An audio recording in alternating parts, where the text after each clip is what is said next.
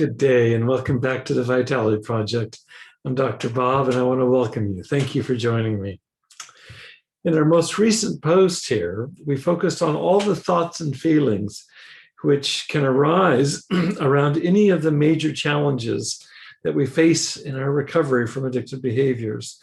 I gave you an exercise. I was just curious, what did you find? What I want to do is wrap up this particular series here on achieving sustained sobriety by underscoring one huge and, I believe, uncomplicated resource we all have available when we're feeling discouraged. I had you look at some challenges there. So when we're feeling discouraged, to use the language of mind-body bridging, this is when the depressor will oftentimes come out with a recurring message that brings us down. Or sometimes when we're feeling desperate amidst such challenges, this is where the fixer will come in and get active.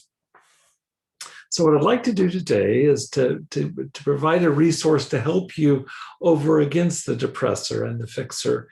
I want to provide a resource for you to help you to sustain your sobriety. So I want to invite you to go back to your previous map. Remember, it's called What's Holding Me Back? I'd like you to quickly review your list that you made there of challenges to your recovery. I asked you to select the biggest one, the worst thing about it, which included your self-talk, any negative storylines. And then I asked you to rate your body tension on a scale of 1 to 10, from total relaxation on the one end to total tension on the other.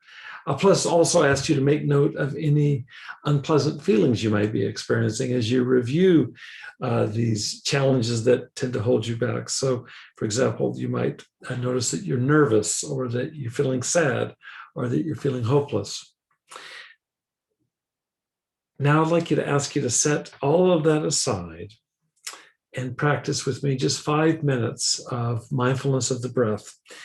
You're welcome to use another substitute if you'd like. I'm going to quickly read the instructions now. I'm going to invite you to spend 5 minutes after having done our previous review of the earlier exercise. I'd like to spend 5 minutes just calming your body and your mind. I'll give you the instructions for mindfulness of the breath and then some instructions following on that exercise. For those of you that haven't been here for the mindfulness exercise, the instructions are simple. I ask you to close your eyes, then begin to slowly breathe in through your nose. Notice as you breathe in that your stomach rises slightly when you inhale and that it slowly falls as you exhale. So I want you to focus on that, the rising and falling of your abdomen.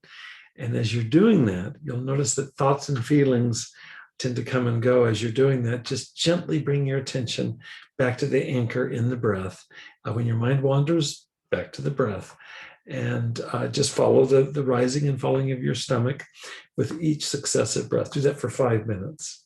At the end of that 5-minute exercise, I'd like you to go back to that initial map, the one we just talked about, and make careful note of any change that you notice in your physical stress level.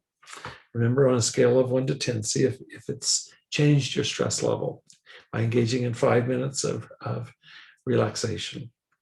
As well as I'd like you to notice any changes in the feeling tone that came up for you. For example, you might feel a little bit more at peace now, maybe a bit more accepting, maybe even modestly hopeful.